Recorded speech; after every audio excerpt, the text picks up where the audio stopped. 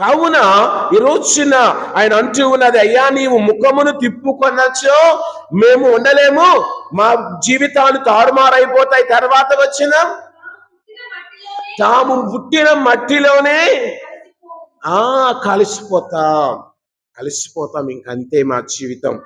కావున ప్రియ సహోదరి సహోదరులారా, మనము ఎవరిని నమ్మాలి, ఎవరి మీద ఆధారపడాలి?